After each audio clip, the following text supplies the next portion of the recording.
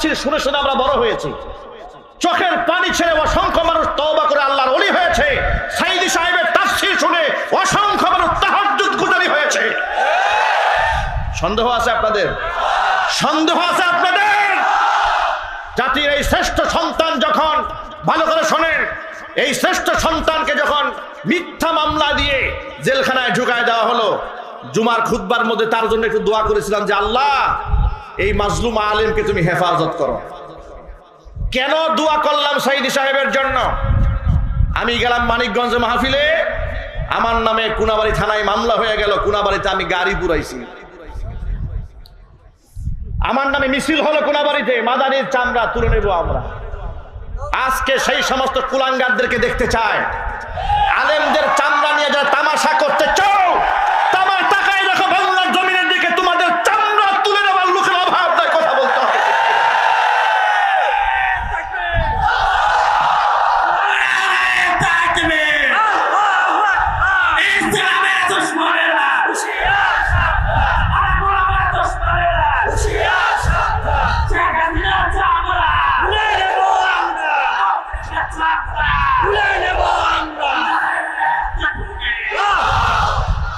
আমি কেন একজন মরহুম এবং কেন একজন মাজলুম আলেমের জন্য দোয়া করেছি, এটা ছিল আমার অপরাধ। এই ভর মজলিসে আলেমদের সামনে নিয়ে সাক্ষ্য রেখে বলছি, রাজনৈতিক দলের নেতা কিংবা কর্মী আমি ছিলাম না, আজও নই, কিন্তু ইসলামিক দল যারা করে হৃদয় দিয়ে ভালোবাসি, হিতাকাঙ্ক্ষী তাদের। কারণ আমরাও চাই এদেশে ইসলাম দিয়ে সংসদ চলুক, বিচার ফয়সালা কোরআন দিয়ে হোক। এটা আপনারা চান না? কারা কারা চান? দুহাত দেখতে চায়।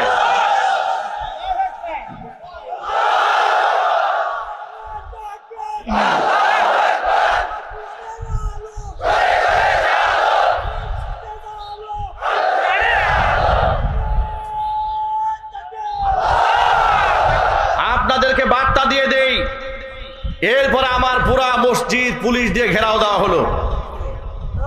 আমাকে মসজিদের এখানে অনেক প্রেজেন্ট মুসল্লি আছেন যারা সেদিন ছিলেন, স্টেজে অনেক আলেম ওলামারা আছেন, সেই মসজিদ কমিটির সদস্যরাও এখানে আছেন। এরপরে সেখানে বলা হলো যা মাদানী সাহেবকে বাহিরে আসতে বলেন। মুসল্লিরা বলল কেন বাহিরে যাবেন? প্রশাসনের কোনো কথা থাকলে মসজিদের ভিতরে গিয়ে বলুন। সর্বশেষ চাপাচাপিতে এখানে আমার তার থাকা হলো না, আমি এখান থেকে চলে গেলাম। আল্লাহ পাকের ফয়সালা হলো এর থেকেও বড় মসজিদ বুধবাজার কেন্দ্রীয় যায় মসজিদে খতিব আল্লাহ আমাকে বানাই দিলেন। আবার শুরু হলো কোরআন সুন্নাহর বক্তব্য দেওয়া। এই বক্তব্যের ব্যাপারে কোনো আপোষ না করার কারণে হঠাৎ করে তারা মিথ্যা মামলায় আমাকে ফাঁসিয়ে এরপর আমাকে কারারুদ্ধ করে দিল। জিজ্ঞেস করলাম কেন, কি হয়েছে? বলে সব হচ্ছে উপরের নির্দেশ। আমরা বলি তোমরা উপরের নির্দেশ বলতে মৎখর জেনাকাল লম্পটদেরকেই বুঝাও। একটু জুড়ে বলতে হবে, ঠিক কিনা? ওদের উপরে যারা থাকে ওরা যে লম্পট বদমাশ, আপনাদের সন্দেহ আছে? চিল্লাই বলতে হবে, সন্দেহ আছে? আমি খতিয়ান নাম্বার বলতে পারবো, ওদের চরিত্রের কোনো বালাই নাই। আমি গাজীপুরেও দেখেছি এদের ভিডিও ক্লিপ, এদের ওখানে যখন মিডিয়াতে প্রচার হয়েছে তখন তারা বড় বড় নেতা হয়ে গিয়েছে। মনে রাখবা, তোমরা মৎখর জেনাকাল লম্পটদের কথায় যদি উপরের মহলের নির্দেশ বলে জমিনের মধ্যে জুলুম করতে পারো, তাহলে এর থেকে উপরে আল্লাহর নির্দেশে ফাঁসির মঞ্চে উঠতে রাজি আছি, বাতিলের সামনে আপোষ করতে রাজি নই।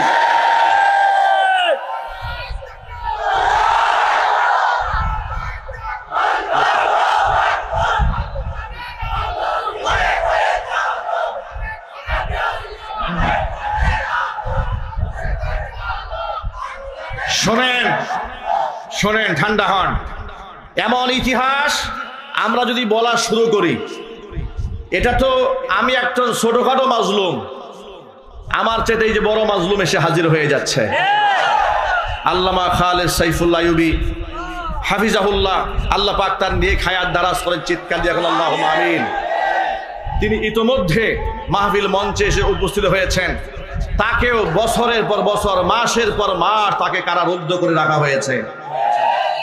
একেবারে হাত ভেঙেছে, হাতের মধ্যে রড ঢোকানো, সেখানে পুষ পর্যন্ত বের হয়ে গেছে কারাগারে, এরপরেও জামিন দেওয়া হয় নাই। এইভাবে আলেমদের উপর নির্যাতন চালানো হয়েছে একের পর এক। এরপরে এইভাবে তারা একের পর এক কোরআন সুন্নাহ বিরোধী কার্যক্রম চালাতে শুরু করলো। আলেম ওলামাদের ব্ল্যাক লিস্ট তৈরি করলো গোটা বাংলাদেশে। নাস্তিকদের মাধ্যমে আলেমদের ব্ল্যাক লিস্ট তৈরি করলো। দেশের শীর্ষস্থানীয় 116 জন স্বনামধন্য আলেমদের নামের তালিকা তৈরি করলো সাবেক বিচারপতি কালা মালিকের মাধ্যমে। একটু জোরে বলতে হবে। বিচারপতি কালা মালিকের মাধ্যমে আলেমদের নামের তালিকা বানিয়ে দুদকে জমা দেওয়া হলো। যেই সমস্ত আলেমদের সম্পদ খতায়ে দেওয়া হোক, দেখা হোক। আচ্ছা প্রিয় ভাইরা, আপনারা এক বাক্যে বলেন, আলেমরা এত নির্যাতিত, নিপীড়িত, মাজলুম এই মাটিতে হয়েছে, আলেমরা কি দেশ ছেড়ে পালিয়ে গেছে? আর একটু জোরে বলতে হবে, দেশ ছাড়া পালিয়ে গেছে। কারণ আলেমরা দেশকে ভালোবাসে, আলেমরা ইমানদার, তাদের মধ্যে সৎ সাহস আছে যে আমাদের তদন্ত করলে বেশি দূর তোমরা যেতে পারবা না। কিন্তু ওরা কেন পালিয়েছে জানেন? ওরা এই জন্য পালাচ্ছে, ওরা জানে ওরা এক একজনে এই পরিমাণ অপরাধ করেছে। আমি কিছুদিন আগে ফেসবুকে এক স্ট্যাটাসে বলেছি যে এই স্বৈরাচারী হাসিনা যে অপরাধ করেছে, যে পরিমাণ পাপ সে করেছে এবং তার সহযোগীরা করেছে, পৃথিবীর সমস্ত বিচারক এবং সমস্ত আদালত মিলেও যদি তার সেই পাপের প্রায়শ্চিত্ত দেওয়ার জন্য সবচেয়ে কঠিন রায় মৃত্যুদণ্ডও দেয়, সেই মৃত্যুদণ্ডও হবে হাসিনার কৃত অপরাধের তুলনায় একেবারে হালকা শাস্তি। আমি কি ভুল বলেছি? আরো জোরে বলে। পৃথিবীর সব বিচারকরা মিলে যদি শেখ হাসিনা তাকে যদি একেবারে ইনসাফপূর্ণ একটা রায়ও দেয়, একবারে সঠিক বিচার করাও যদিও করে, একেবারে মৃত্যুদণ্ডও যদি দিয়ে দেয়, ওর যে পাপ করেছে সেই পাপের প্রায়শ্চিত্ত হবে না। কেন হবে না আপনাদেরকে সহজে বুঝাই বলি। আচ্ছা, একটা মানুষ হত্যা করলে আপনি তারে হত্যা করলেন, সমান সমান হয়ে গেল। শেখ হাসিনা কি একটা মানুষ মেরেছে? একটু জোরে বলতে হবে। তাহলে এই হাজার মানুষ মারার বিনিময়ে একটা জান আপনি হাসিনা নিলেন, তো আপনার কেমনে ইনসাফ হইল? গেল একটা। আয়না ঘরে রেখে ফিরাউন এবং নমরুদ যা করে না, এই শেখ হাসিনা তা করেছে। মানুষ কেমন পাশবিক নির্যাতন করেছে।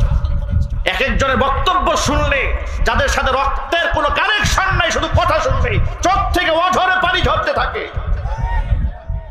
আয়না ঘরে রেখে লা ইয়ামুতু ওয়া লা ইয়াহইয়া, জাহান্নামের মতো না, এরা না বাঁচবে না মরবে। এদেরকে মারাও হয় না, বাঁচিয়েও রাখা হয় না, এমন নিদারুণ কষ্ট দিয়েছে।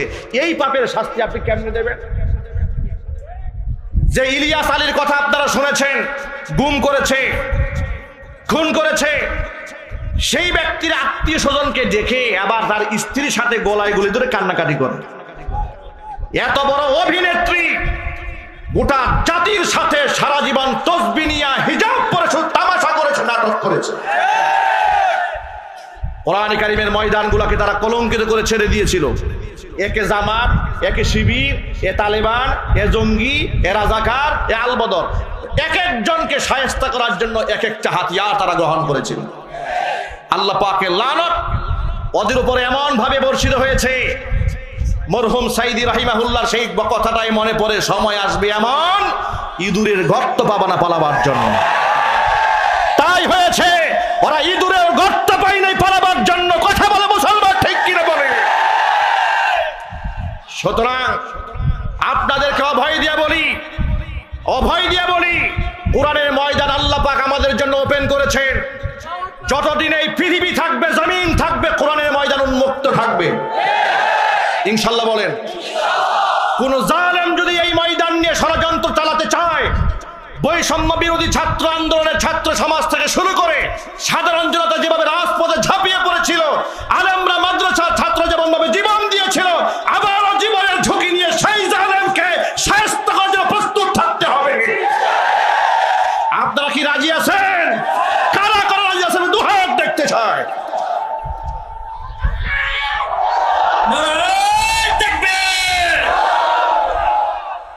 প্রিয় ভাইরা, আগামীর বাংলাদেশ ইসলামের দিকে যাচ্ছে ইনশাআল্লাহ। আপনাদেরকে ছোট্ট একটা আভাস দেই, আমরা মাঠে ময়দানের লোক, মানুষের চোখের ভাষা আলহামদুলিল্লাহ আমরা বুঝি। মানুষ মুখে না বললেও তাদের কথা আমরা মোটামুটি আন্দাজ করতে পারি। টেকনাফ থেকে তেতুলিয়া, রূপসা থেকে পাথুরিয়া পর্যন্ত দৌড়ে এদেশের মানুষের হৃদয়ের ভাষা যতটুকু বুঝতে সক্ষম হয়েছি, তারা এই দেশে আর কোনো তন্ত্র মন্ত্র দেখতে চাচ্ছে না। তারা এখন খেলাফত দেখতে চাচ্ছে। এ কোরআনের রাজ এ মাটির মধ্যে তারা দেখতে চাচ্ছে। চাঁদাবাজ যাবে, চাঁদাবাজ আসবে, মাস্তান যাবে, মাস্তান আসবে। এই ধরনের শাসন ব্যবস্থা এই দেশের মানুষ আর দেখতে চায় না। আর কোন জেনাকার লম্পটের পেছনে দেশের মানুষ দৌড়াবে না, কোন সুদখুরের পেছনে দৌড়াবে না, ঘুষখুরের পেছনে দৌড়াবে না। যারা ফ্যাক্টরি দখল করে, হল দখল করে, টেন্ডারবাজি করে, চাঁদাবাজি করে, এদের পেছনে মুসলমান আর দৌড়াবে না। আলেমদের নেতৃত্বে আল্লাহর কোরআনের রাজ কায়েম করতে প্রস্তুত কারা কারা আছেন দুই হাত দেখতে চায়।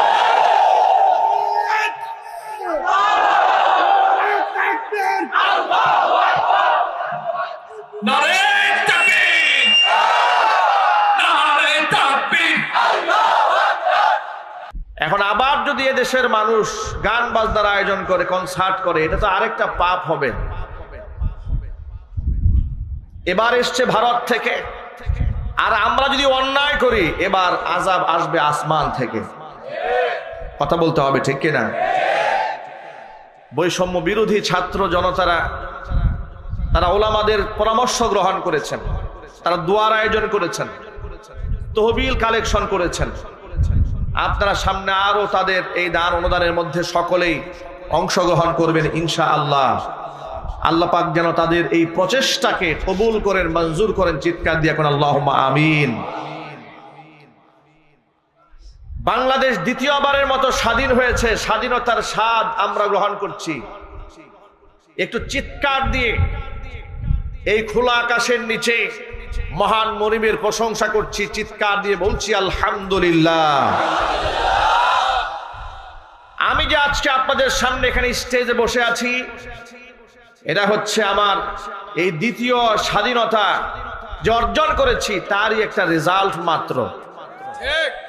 তা না হলে এই সেই কলেজ মাঠ, যে মাঠে গত বছর আমার প্রোগ্রাম হওয়ার কথা ছিল, কিন্তু ওরা আমাদেরকে সেই পারমিশন দেয় নাই। দেশ স্বাধীন হয়েছে, একের পরে এক আলেমরা মাহফিল করতে চেয়েছে, তাদেরকে বাধা দিয়েছে, ভর মজলিস ভেঙে টুকরা টুকরা করে দিয়েছে। ওরা ইমামদারদের কলিজাকে টুকরা করেছে, আল্লাহ পাক ওদের ক্ষমতার মসনদকে টুকরা টুকরা করে ছেড়ে দিয়েছে। যারা রাজনীতি করেন তারা রাজনীতির ভাষায় কথা বলবেন। আমরা যেহেতু আলেম সমাজ, আমরা কোরআনের ভাষায় কথা বলবো ইনশাআল্লাহ। স্বৈরাচারীর শাসনামলে এদেশের সর্বত্রে মানুষ নির্যাতিত হয়েছে, নিপীড়িত হয়েছে। কথা বলতে হবে, ঠিক কিনা? একেবারে আলেম থেকে শুরু করে, শিক্ষক থেকে শুরু করে সকল শ্রেণী পেশার মানুষ তাদের ক্ষমতার লোভে জাতাকলে এমন ভাবে এদেশের মানুষ পিষ্ট হয়েছে। কেউ তো শহীদ হয়ে দুনিয়া থেকে বিদায় হয়েছে, কেউ গুম হয়েছে, কেউ খুন হয়েছে, কারো আত্মীয় স্বজন আদৌ জানে না বেঁচে আছেন, তার গার্জিয়ান না মরে গেছেন। এই কথাগুলো কি সত্য না অসত্য? এত আস্তে বলেন আপনারা। এই কথাগুলি কি সত্য না অসত্য? এ রাষ্ট্রের মানুষ সবচেয়ে বেশি বৈষম্যের শিকার হয়েছে জালেম শাসক কর্তৃক। যত গোষ্ঠী বৈষম্যের শিকার হয়েছে, তার থেকে সবচেয়ে ভয়ঙ্কর ভাবে শোষিত এবং বৈষম্যের শিকার হয়েছে এই দেশের উলামায়ে কেরাম। স্বৈরাচারী হাসিনা শুধু খুনিই ছিল না, শুধু জালেমই ছিল না, চরম পর্যায়ের সেই ইসলাম বিদ্বেষী, কোরআন বিদ্বেষী, আলেম বিদ্বেষী ছিল। আফসোস এবং পরিতাপের সাথে আমাদের বলতে হচ্ছে, এই স্টেজে বসে ওদের ধূসরেরা শুধুমাত্র শেখ হাসিনা আল্লাহর ওলি আর বঙ্গবন্ধু ছিল কোনো একজন নবী, এটা বলা বাদ রেখে বাকি এমন কোনো প্রশংসা নাই যে তারা করে নাই। মসজিদ বানিয়েছে, এই বানিয়েছে, সেই বানিয়েছে, নানা কথা জোরপূর্বক এই জাতিকে গিলাবার চেষ্টা করা হতো। কিন্তু আমি আজকে কোরআন খুলে আপনাদেরকে এমন একটা ইনফরমেশন দেব কোরআনের আয়াত থেকে, আমি সেই আয়াতটাই তিলাওয়াত করেছি আপনাদের সামনে। আমি প্রমাণ করে দেব ইসলামের প্রতি শেখ হাসিনার সবচেয়ে ভয়ঙ্কর ক্ষোভ ছিল। তার 1 নাম্বার প্রমাণ লক্ষ্য করেন, দেশ স্বাধীন হওয়ার পর থেকে এই স্বৈরাচারী যতবার ক্ষমতায় এসেছে, সর্বশেষ 16 বছর, এর আগেও ছিল ক্ষমতায়, যতবার এসেছে দাড়িকে তারা অপমান করেছে, টুপিকে তারা অপমান করেছে, হিজাবকে অপমান করেছে। 1996 সালে ক্ষমতা এসে কুত্তার মাথায় তারা টুপি পরিয়ে দিয়েছে। ইসলাম বিরোধী এখনো কোনো কর্মকাণ্ড নাই যে ওরা করে নাই। ওরা এই দেশের আলেমদেরকে রাষ্ট্রের শত্রু বানিয়েছিল। দেশের শ্রদ্ধাভাজন সম্মানিত বরেণ্য আলেমদেরকে গরুর রশি লাগিয়ে, হ্যান্ডকাপ পরিয়ে, বুলেট প্রুফ জ্যাকেট পরিয়ে, হাত ডান্ডা বেরি 2 পায়ে পরিয়ে, মাথার মধ্যে হেলমেট পরিয়ে যখন আদালতে তোলা হতো, যখন কোমরে রশি বাঁধায় দৃশ্যগুলো আমরা দেখতাম, কিংবা নিজেরাও যখন হাতের মধ্যে, আমার নিজের হাতেও যখন পড়িয়েছে, আমার খুব আফসোস হতো। আর মনে মনে ভাবতাম, এই না আমরা 90 থেকে 95% মুসলিম দেশে বসবাস করি। 90 থেকে 95% মুসলিম অধ্যুষিত এই বাংলাদেশে সবচেয়ে বেশি নির্যাতিত হয়েছে মুসলমানরা, চিল্লাই বলতে হবে, ঠিক কিনা? বৌদ্ধরা ধর্মীয় স্বাধীনতা ভোগ করেছে, খ্রিস্টানেরা ভোগ করেছে, রাম বামেরা ভোগ করেছে, মুশরিকরা ভোগ করেছে। কলেজের মাঠে মাঠে রাষ্ট্রীয়ভাবে পূজা অনুষ্ঠান করা হয়েছে। বিশ্ববিদ্যালয়ের ছাত্র এবং ছাত্রীরা যেন বাধ্যতামূলকভাবে পূজা অনুষ্ঠানে থাকে, নোটিশ বোর্ড টানিয়ে দেওয়া হয়েছে। পক্ষান্তরে ওই একই মাঠে যখন কোরআনে কারীমের আয়োজন করা হতো, সেখানে 144 ধারা তারা জারি করে দিত। ছোট্ট একটা এক্সাম্পল নেন, গাজীপুরের রাজবাড়ী জেলা ঈদগাহ ময়দান, এই ঈদগাহ ময়দানে কি না হয়, এখানে কি না হয়, খেলা থেকে শুরু করে, মেলা থেকে শুরু করে, নাচ গান থেকে শুরু করে, কনসার্ট থেকে শুরু করে, রাজনৈতিক মঞ্চ থেকে শুরু করে সব এখানে হয়। এমনকি আউল বাউল ফাউল ভণ্ডদের প্রোগ্রামও সেখানে হয়। কিন্তু খতমে নবুওয়াত সম্মেলন ওলামায়ে কেরাম করতে চেয়েছিলেন, গোটা গাজীপুরের সমস্ত আলেমরা সিদ্ধান্ত নিয়েছিলেন রাজবাড়ী মাঠে সেটা হবে, কিন্তু সেটা রাজবাড়ীর মাঠে করতে দেওয়া হয়নি। সর্বশেষ চান্দনা হাই স্কুল মাঠে সেটাকে আনতে হয়েছে। আমি শুধু আপনাদেরকে কয়েকটা এক্সাম্পল দিচ্ছি, তাদের মধ্যে ইসলাম বিদ্বেষ কোন পর্যায়ে ছিল। খতমে নবুওয়াত, আমার নবী শেষ নবী, কাদিয়ানীরা কাফের, এই ব্যাপারে সর্বত্র মুসলিমরা একমত থাকার পরেও এমন একটি ঐক্যবদ্ধ সিদ্ধান্তের প্রোগ্রামকেও তারা বানচাল করে দিয়ে চান্দনা স্কুল ময়দানে করে দিয়েছিল, রাজবাড়ীর মাঠে তারা করতে দেয় নাই।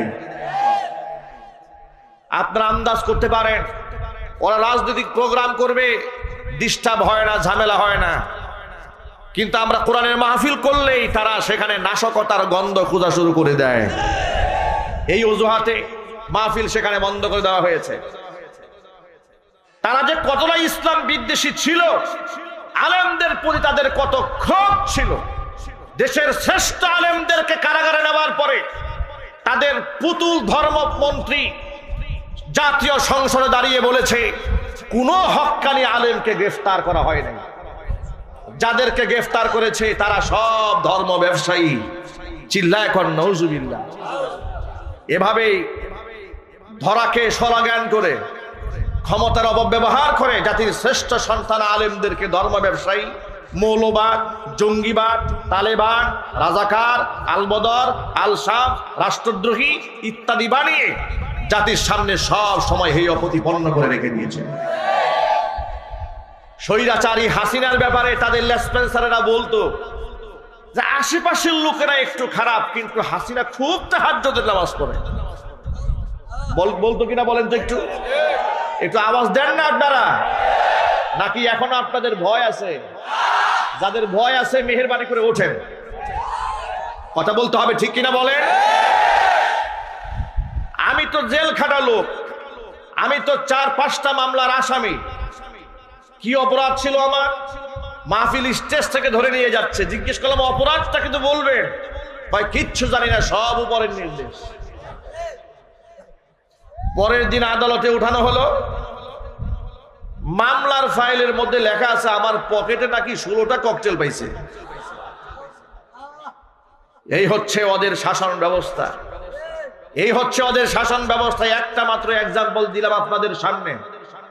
ওরা আমার কোনাবাড়ির কয়েকটা মাহফিল বন্ধ করে দিয়েছে, ওরা আমার কাশিমপুর ফুটবল মাঠে মাহফিল বন্ধ করে দিয়েছে, ওরা আমার কোনাবাড়ি হাই স্কুল মাঠে প্রোগ্রাম বন্ধ করে দিয়েছে, ওরা আমার এনটিকেসির সামনে মাহফিল বন্ধ করে দিয়েছে, ওরা পাম্পের অপোজিটের মাহফিল বন্ধ করে দিয়েছে, শফিপুর আন্দার মানিক মাদ্রাসার মাহফিল একদিন আগে গিয়ে বলে দিয়েছে মাদানী সাহেব যেন স্টেজে উঠতে না পারে। এভাবে আমার সমস্ত মাহফিলগুলো তারা বানচাল করে দিয়েছিল। কেন? আমার অপরাধটা কি? আমার অপরাধ হচ্ছে ওরা যে ইসলাম বিরোধী কর্মকাণ্ড করে কোরআন সুন্নাহ সামনে রেখে ওদের সব গুমর আমি মাহফিলে ফাঁস করে দিই। এই ছিল অপরাধ, কথা বলতে হবে ঠিক কিনা বলেন। ওরা যে ইসলাম বিরোধী কর্মকাণ্ড করতে, একটা এক্সাম্পল আমি আপনাদেরকে দেই কোরআন থেকে। দেখুন, ওদের ভাষায় তাহাজ্জুদ গুজারি,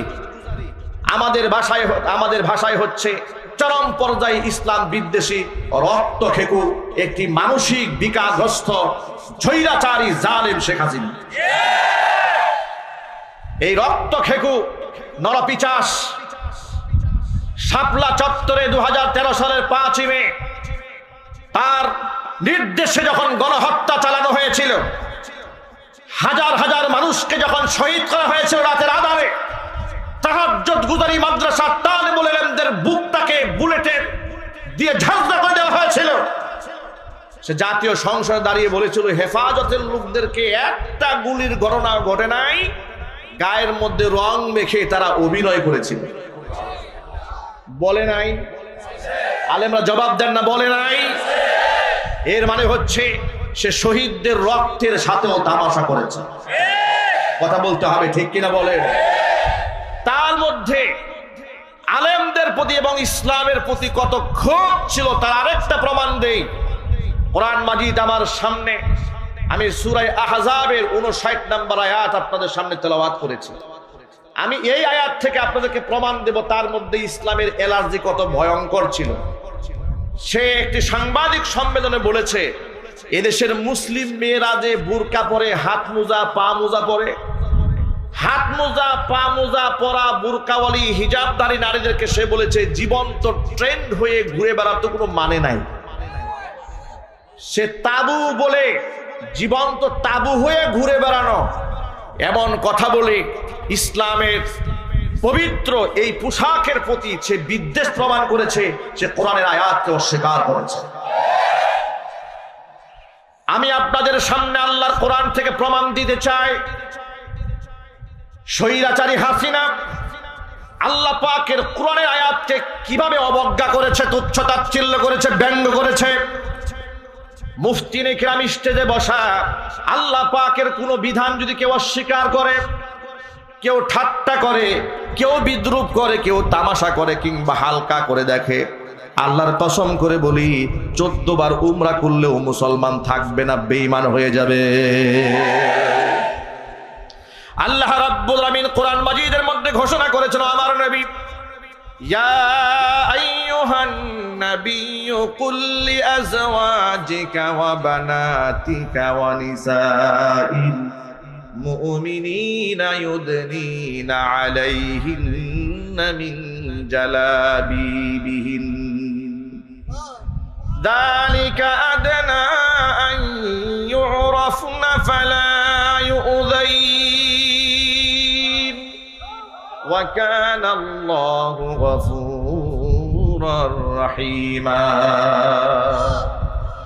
ও নবীজি, কুল্লি আজওয়াজিকা, আপনি আপনার স্ত্রীদেরকে বলুন, ওয়া বানাতিকা, আপনার কন্যাদেরকে বলুন, ওয়া নিসাইল মুমিনিনা, মুমিনা নারীদেরকে বলেন, ইউদিনিনা আলাইহিন্না মিন জালাবিবিহিন্না, প্রয়োজনে যখন তারা ঘরের বাহিরে যাবে তারা যেন জিলবাব দিয়ে তাদের দেহটা আবৃত করে নেয়।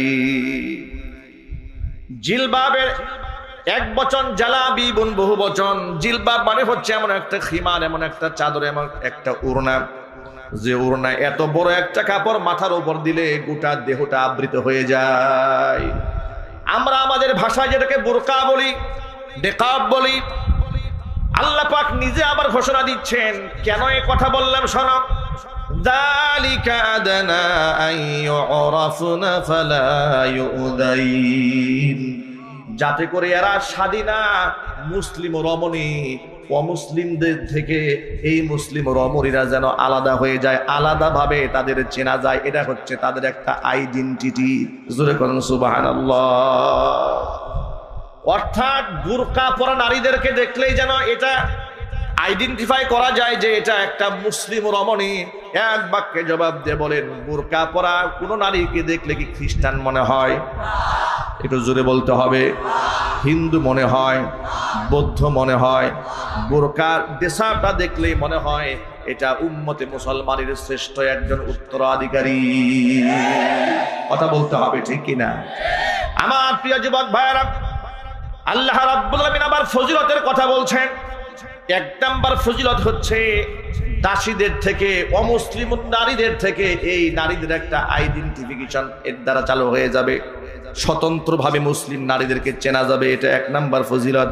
দুই নাম্বার হচ্ছে যালিকা আদনা আন ইউরাফনা ফালা ইউযাইন, এরপরে তাদেরকে উত্ত্যক্ত করা হবে না, ওদেরকে ডিস্টার্ব দেওয়া হবে না, ওদেরকে ইফটিজিং করা হবে না।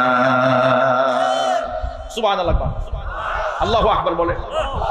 এরা ইফটিজিং এর সম্মুখীন হবে না যদি এই ফর্মুলা সে গ্রহণ করে নেয়। এরপর আল্লাহ পাক বলেন, যালিকা আদনা আন ইউরাফনা ফালা ইউযাইন ওয়া কানা আল্লাহু গফুরার রহিমা, আমি আল্লাহ তাআলা ক্ষমাশীল, অতীব দয়ালু। এর মানে এই বয়ান শোনার আগ পর্যন্ত যে সমস্ত আমার মা বোনেরা বুরকা পরে নাই, নিজেকে আবৃত রাখে নাই, নারী উন্নয়নের নামে, নারী স্বাধীনতার নামে, নারী ক্ষমতায়নের নামে এই সমস্ত জাহেলার মূর্খরা, কাফের বেঈমানদের দালালেরা আমার মা বোনদেরকে ধর্ষিতা বানিয়েছে, লাঞ্ছিতা করেছে, অপমানিত করেছে, সম্মান দিতে পারে নাই। কথা বলতে হবে, ঠিক কিনা বলেন? আশ্চর্যের ব্যাপার দেখেন, যে নিকাবের কথা, বোরকার কথা, হিজাবের কথা হুকুম করলেন স্বয়ং আল্লাহ রাব্বুল আলামিন। এই আয়াতের তাফসিরে ইবনে মাসউদ রাদিয়াল্লাহু তাআলা আনহু বলেছেন, এমন একটা পোশাক এখানে পড়তে হবে। মুফাসসিরিনে কেরাম ভিন্ন ভিন্ন তাফসির করেছেন। নারীরা এমন পোশাক পরে বের হবে, চোখ যেন দুইটা দেখা না যায়, যেন একটা দেখা যায়। সুবহানাল্লাহ। এমন কঠিন কঠিন কথাও মুফাসসিরিনে কেরামরা বলেছেন। একটু আন্দাজ করেন তো আপনারা। তাহলে আপনারা এক বাক্যে জবাব দিয়ে বলেন, একেবারে আপাদমস্তক ঝেঁকে রাস্তায় বের হওয়ার বিধান হুজুররা দিয়েছেন না আল্লাহ দিয়েছেন? আল্লাহর নাম বলতে কষ্ট হচ্ছে আপনাদের? চিৎকার দিয়ে বলুন না, কে দিয়েছেন যদি বলেন। এবার হিজাব এবং পর্দার আয়াত নাজিল হওয়ার পরে সর্বপ্রথম প্র্যাকটিস আল্লাহর নবী তার পরিবারের মধ্যে কিভাবে করেছেন লক্ষ্য করেন। মুসনাদে আহমদের হাদিসের মধ্যে এসেছে, আল্লাহর হাবিব সাল্লাল্লাহু আলাইহি ওয়াসাল্লামের স্ত্রী উম্মে সালামা রাদিয়াল্লাহু তাআলা আনহা হাদিসের রাবি, তিনি বলেছেন, কুনতু ইনদা রাসূলিল্লাহি সাল্লাল্লাহু আলাইহি ওয়াসাল্লাম ওয়া মাইমুনা, আমি এবং রাসূলের স্ত্রী মাইমুনা, দুইজন স্ত্রী রাসূলের কাছেই ছিলাম। ঠিক এই মুহূর্তে আল্লাহ নবী সাল্লাল্লাহু আলাইহি সাল্লামের অন্ধ সাহাবী আব্দুল্লাহ ইবনে উম্মে মাকতুম রাদিয়াল্লাহু তাআলা আনহু আমাদের সামনে এলেন। ফাদাখালা আলাইহি, হুজুরের সামনে এসে হাজির হয়ে গেলেন। আর এই ঘটনা ঘটেছে পর্দার আয়াত নাজিল হওয়ার পরে। ওয়াদালিকা বা'দা আন আমারনা বিল হিজাব, পর্দার আয়াত নাজিল হওয়ার পরে এমন ঘটনা যখন ঘটলো যে আমরা রাসূলের পাশেই ছিলাম, এমন সময় অন্ধ সাহাবী এসেছে। নবীজি আমাদেরকে ডাক দিয়ে বললেন, ইহতাজিবা মিনহু, ও উম্মে সালামা ও মাইমুনা, তোমরা এই অন্ধ সাহাবী থেকে পর্দার আড়ালে চলে যাও। সুবহানাল্লাহ বলবেন। দৃষ্টিহীন সাহাবী তিনি এসেছেন। আর আল্লাহ রাসূল বললেন ইহতাজিবা মিনহু, উম্মে সালামা ও মাইমুনা দুজনেই তোমরা এই অন্ধ সাহাবী থেকে পর্দার আড়ালে চলে যাও। এই কথা বলার পরে উম্মে সালামা রাদিয়াল্লাহু তাআলা আনহা বলছেন, ইয়া রাসূলুল্লাহ আলাইসা হুয়া আ'মা লা ইউবসিরুনা ওয়া লা ইয়ারিফুনা, তিনি কি অন্ধ নন? তিনি তো আমাদেরকে দেখবেন না, তিনি তো আমাদেরকে চিনতেও পারবেন না। নবীজি সাল্লাল্লাহু আলাইহি ওয়াসাল্লাম বললেন, সে তো অন্ধ, এটা তো বুঝতে পারলাম। আফা আমিয়া ওয়ানি আনতুমা আলাস্তুমা তুবসিরানি, সে অন্ধ বুঝতে পারলাম, তোমরা দুজনে তো অন্ধ নও, তোমরা তো পরপুরুষকে দেখতে পাবে। আল্লাহু আকবার কি বাড়ি গিয়ে বলবেন? ভাবা যায় পর্দার ব্যাপারে আল্লাহ রাসূল কি পরিমাণ তার পরিবারে কঠোরতা আরোপ করেছেন, যে সাহাবী রাসূলকেও দেখতে পাচ্ছে না, বিবিদেরকেও দেখতে পাচ্ছেন না। হুজুর বললেন ইহতাজিবা মিনহু, স্ত্রীরা বললেন কেন আমরা পর্দার আড়ালে যাব, সে তো আমাদেরকে দেখবেই না। রাসূল বললেন আফা আমিয়া ওয়ানি আনতুমা, তোমরা কি অন্ধ নাকি? লা তুবসিরানি, তোমরা দেখতে পাবে না তাকে? আল্লাহু আকবার বলেন। পর্দার ব্যাপারে এক চুল পরিমাণ ছাড় দেন নাই নিজের স্ত্রীদেরকে। আলেমদের দায়িত্ব হচ্ছে আল্লাহর নবীর এই সমস্ত হাদিসগুলো সমাজে প্রচার করা। আলেম ওলামাদের দায়িত্ব হচ্ছে সমাজ প্রেক্ষাপটে কোরআনে কারীম এবং রাসূল পাক সাল্লাল্লাহু আলাইহি সাল্লামের পবিত্র জীবন থেকে আমল নিয়ে সমাজের মধ্যে প্রচার করা, প্রসার করা। কথা বলতে হবে, ঠিক কিনা? এটা আলেম ওলামাদের নীতি এবং নৈতিকতার দায়িত্ব। আলেমরা যদি এটা না করে, কিয়ামতের দিন আলেমদেরকে আল্লাহর আদালতে আসামি হয়ে যেতে হবে।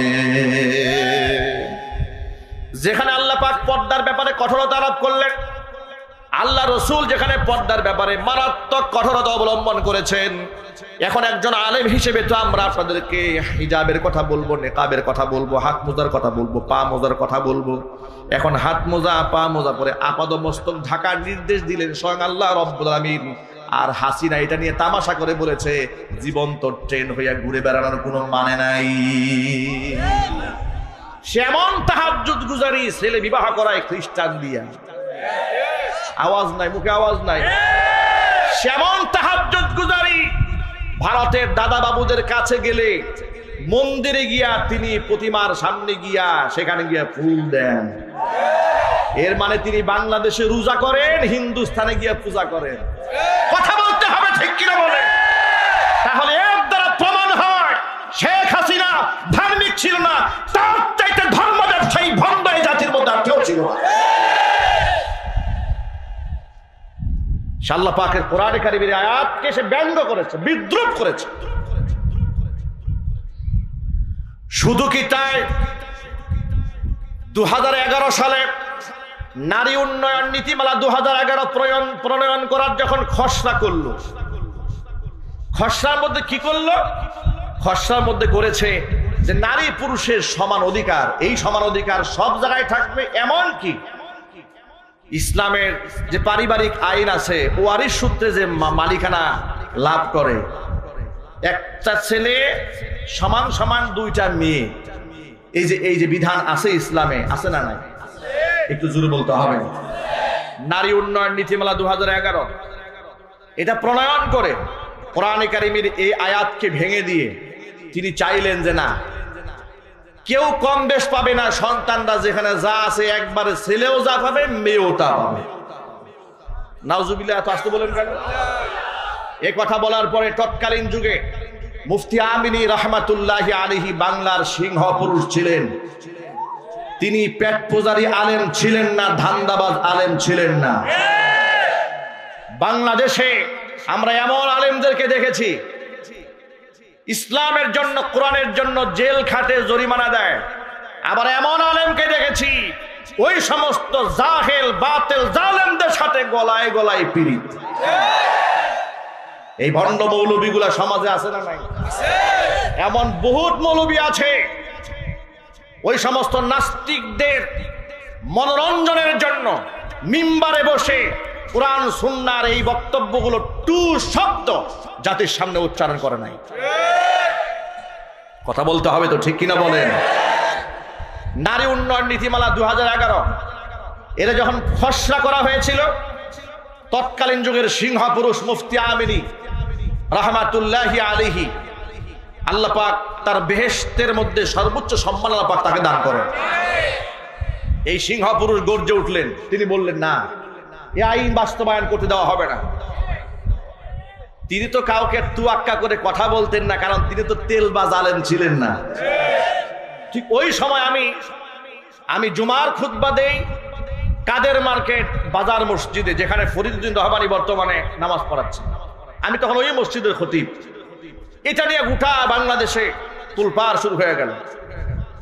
মুফতি আমিনী রাহমাতুল্লাহি আলাইহি তখন বললেন কোরআন শরীফের আয়াত দিয়া যে আল্লাহ রাব্বুল আলামিন সূরা নিসার 11 নম্বর আয়াতে বলেছেন, ইউসিকুমুল্লাহু ফি আওলাদিকুম লিযযাকারি মিসলু হাযযিল উনসায়াইন। তিনি বললেন, আল্লাহ পাক বলেছেন, আল্লাহর নির্দেশ তোমাদের সন্তানদের মিরাস সম্পদ বন্টন করার ক্ষেত্রে লিযযাকারি মিসলু হাযযিল উনসায়াইন, একটা পুরুষ পাবে দুই নারীর সমান। সুবহানাল্লাহ। এই কথার ব্যাখ্যা আপনাদের বুঝাতে হলে, একটু বুঝতে হলে একটু ব্যাখ্যা করে বলতে হবে, তাহলে আপনারা খুব সহজে বুঝবেন। আচ্ছা, নারীরা যা পাবে একটা ছেলে তার দ্বিগুণ পাবে, এটা করে কি আল্লাহ পাক নারীদের উপর জুলুম করেছেন? একটু জোরে বলতে হবে। এটা ভাঙায় দেওয়ার জন্য বলি, এক ভদ্রলোকের দুটা ছেলে আছে, বুঝাবার জন্য বলি। তো বড় ছেলেকে বাজারে পাঠাচ্ছে, সাথে ছোট ছেলেটাও যাচ্ছে। বড় ছেলের হাতে 1000 টাকার নোট দিয়া বাজারে পাঠিয়ে দেওয়ার সময় বাবা বলল, তুমি মাছ আনবা, তরি তরকারি আনবা, এই আনবা, সেই আনবা, মোটামুটি 8 থেকে 900 টাকার একটা বাজার ধরাই দিয়েছে, তালিকা ধরিয়ে দিয়েছে। আর ছোট্ট ছেলে সেও সাথে গেছে, শুধু মনস্তুষ্টির জন্য তার হাতে 500 টাকা দিয়েছে, কিন্তু ওর হাতে বাজারে কোনো স্লিপ নাই, বাজার করার কোনো দায়িত্বও নাই। আপনারা কি মনে করেছেন এখানে বেশি দিয়েছে কাকে, বড় ছেলেকে না ছোট ছেলেকে? কেন? 500 টাকা পাওয়ার পরেও বেশি, কারণ ওর খরচের কোনো খাত নাই। আর তাকে 1000 টাকা দেওয়ার পরেও তাকে জেতানো হয় নাই, কারণ তাকে কান্দে বাজার উঠাই দেওয়া হয়েছে। কথা বলতে হবে, ঠিক কিনা বলেন? এখন আপনারা বলেন, এখানে কি পিতা ছোট ছেলের উপর জুলুম করেছে? 500 টাকা দিয়ে কি জুলুম করেছে? এই সহজ উদাহরণটা যদি বুঝে থাকেন, এবার নারী আর পুরুষের ব্যবধানটা একটু বুঝুন। ইসলামী শরীয়তে একটা পুরুষ যখন সে বালেগ হয়ে যায়, পিতার উপর তার কোনো দায়িত্ব থাকে না। একটা ছেলে যখন বালেগ হয়ে যায়, তার উপর তার বাবার কিংবা মায়ের দায়িত্ব, ফরজ দায়িত্ব থাকে না যে তাকে খাওয়াতে হবে, পড়াতে হবে, ভরণ পোষণ দিতে হবে। ফরজ দায়িত্বের হুকুম রহিত হয়ে যায়। এবার সে নিজের দায়িত্ব নিজের কাঁধে, 1 নাম্বার দেখে লক্ষ্য করেন। 2 নাম্বার হলো সে বিবাহ করতে যাবে, মহারণা দেওয়ার দায়িত্ব, কিন্তু তার নিজের বউয়ের মহারণা দেওয়ার কোনো দায়িত্ব নাই। কথা বলতে হবে, ঠিক কিনা? এর মানে হচ্ছে যত বাজার আছে সব খরচ কার উপরে? পুরুষের উপরে। কার উপরে জুড়ে বলে? পুরুষের উপরে। কিন্তু নারীকে যা দেওয়া হয়েছে, সে বাবার কাছ থেকে পেয়েছে, ভাইয়ের কাছ থেকে পেয়েছে, ছেলের কাছ থেকে পেয়েছে, যা পেয়েছে পুরোটাই পুঞ্জীভূত, খরচের কোনো খাত নাই। তার চিকিৎসার প্রয়োজন, স্বামী তার চিকিৎসা খাত বহন করবে। যখন সে স্বামীর ঘরে যায় নাই, বাবার ঘরে আছে, বাবা এই নারীর দায়িত্ব পালন করবে, বালেগা হওয়া পর্যন্ত শুধু নয়, একেবারে বিবাহ শাদী দেওয়ার আগ পর্যন্ত। আল্লাহু আকবার বলেন। এর মানে হচ্ছে আল্লাহ রাব্বুল আমিন বাহ্যিক দৃষ্টিতে আপনাদের কাছে এখানে মনে হলো যে পুরুষদেরকে আল্লাহ দ্বিগুণ দিয়েছেন, কিন্তু খরচ দিয়েছেন 3 গুণ। সুবহানাল্লাহ বলবেন না? খরচ দিয়েছে কয় গুণ? নারীকে 1 গুণ দিয়ে পুরোটা রিজার্ভ দিয়ে দিয়েছে, সম্মান রক্ষা করা হয়েছে। এত সুন্দর ইনসাফ ভিত্তিক আল্লাহ পাক আইন দেওয়ার পরে সে বলল যে না, এগুলা চলবে না, নারীও যা পাবে পুরুষও তাই পাবে, সকল ক্ষেত্রে নারীরা সমান হয়ে যাবে। প্রিয় ভাইরা, এক বাক্যে জবাব দিয়ে বলেন, নারী আর পুরুষ কি কোনোদিন সমান হতে পারবে? জবাবটাকে ইমানদারের মতো বলেন তো। নারী পুরুষ কি কোনোদিন সমান হতে পারে? নারী পুরুষ কেমনে সমান হবে? পুরুষ আর পুরুষই তো সমান হয় না। বাবার ছেলে কোনোদিন সমান হয় না, বলেন। বড় ভাই ছোট ভাই কোনোদিন সমান হয় না। উস্তাদ আর ছাত্র কোনোদিন সমান হয় না। তাহলে পুরুষই তো পুরুষের সমান হতে পারে না, নারী পুরুষ কেমনে সমান হবে? এগুলা ভণ্ডামি স্লোগান। এই সমস্ত কথা বলে বলে তারা বোরকার বিরোধিতা করে, পর্দার বিরোধিতা করে, সমান অধিকারের নামে নারীদেরকে দাসী বাদী বানায়া রাখতে চায়। প্রমাণ লক্ষ্য করেন।